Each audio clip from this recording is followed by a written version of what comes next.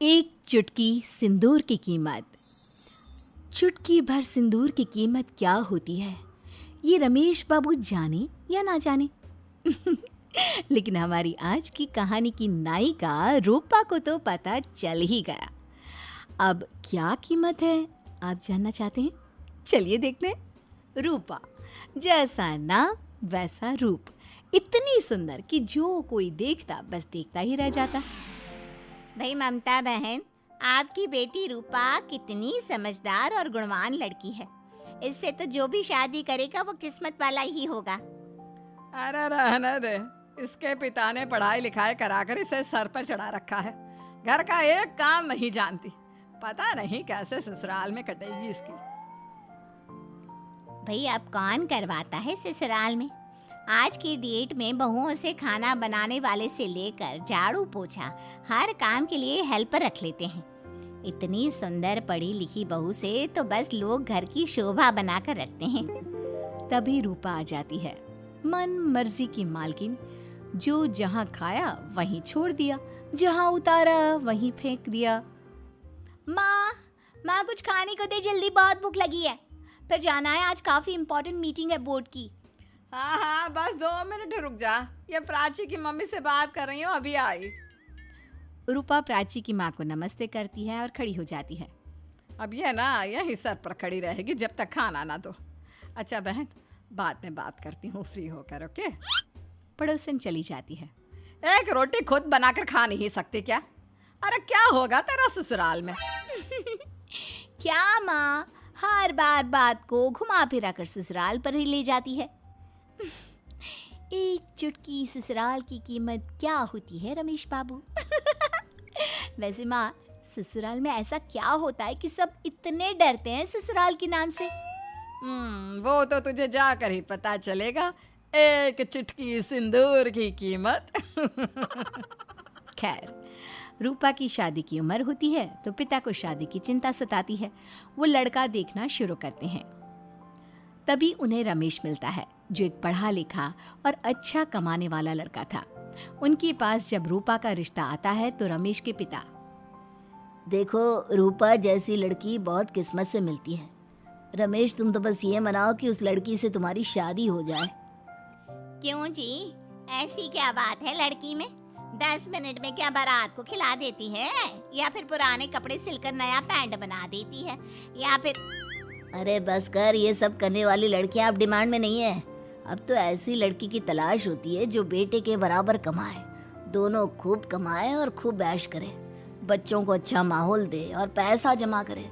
सास ससुर भी खुश, बहू बेटा भी खुश। क्यों रमेश?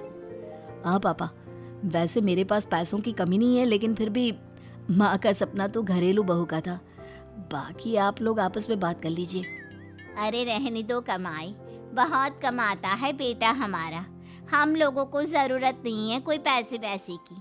आप तो बस एक काम करो, उस लड़की से ये पूछो कि घर का क्या क्या काम आता है। तुम तो चुप ही रहो। बेटा रमेश, तैयार हो जाओ, लड़की वालों के घर जाना है। फिर क्या, माँ को घर छोड़ दोनों बाप बेटा रूपा के घर उसे देखने जाते हैं। रूपा होने वाले ससुर से थोड़ी देर में ही घुल मिल जाती है। तो बेटा बिल्कुल ठीक रहा, तुम मेरे बिजनेस का सारा फाइनेंस देखोगी, साथ ही बिजनेस को बढ़ाने में मेरी मदद करोगी। बोलो, रिश्ता मंजूर कर दे? बिल्कुल।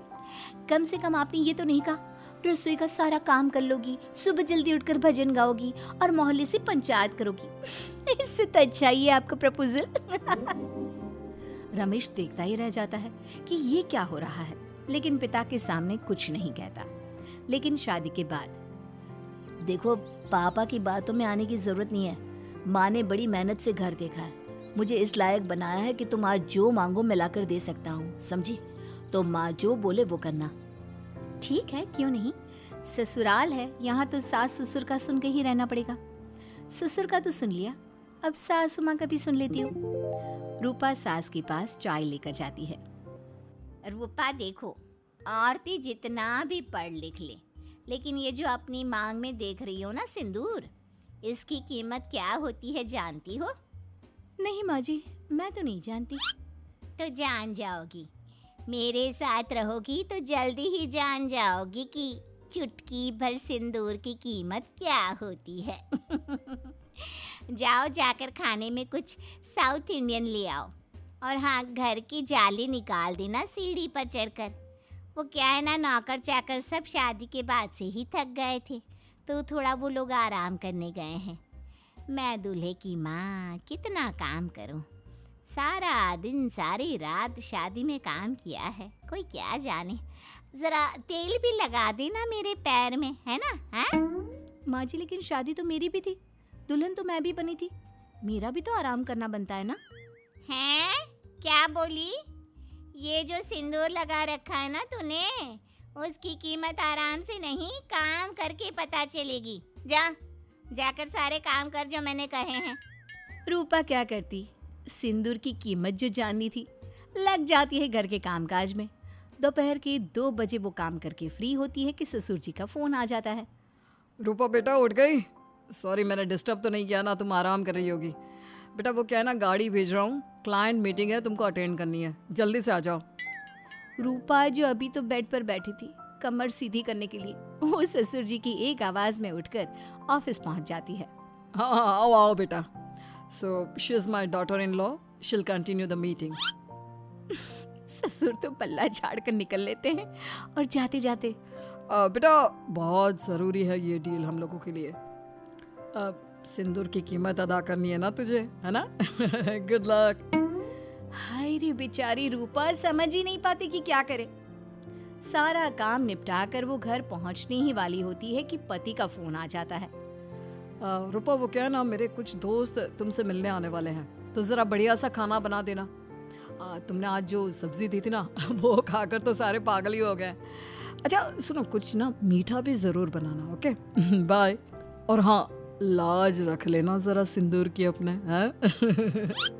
हाय रे सिंदूर, ये सिंदूर की लाज और कीमत। रूपा का तो हाल बेहाल हो रहा था, लेकिन क्योंकि पति के दोस्त आने वाले थे तो रूपा भी लग जाती है किचन में।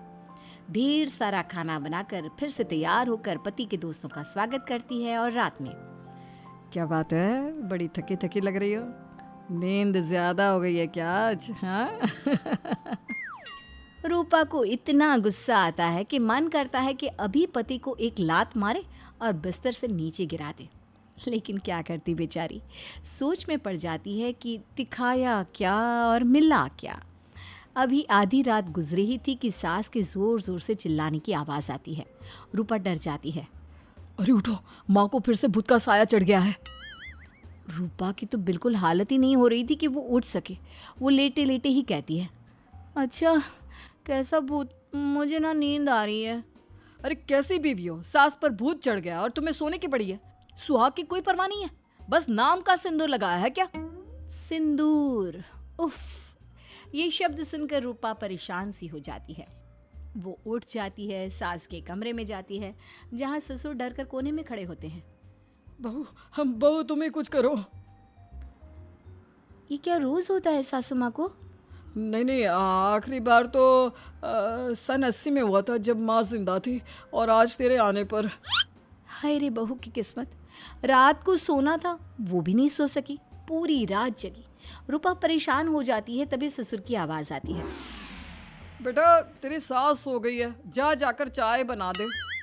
हाय रे फूटी किस्मत, किसी तरह बेचारी रसोई तक पहुंची थी कि माँ का फोन आता है। कैसी है मेरी बेटी, ससुराल में ऐश कर रही है? माँ को फोन करने का वक्त भी नहीं मिलता क्या? पता चल गया ना एक चुटकी सिंदूर की कीमत क्या होती है? रूपा कुछ नहीं बोलती, बस सर पर हाथ रख लेती है।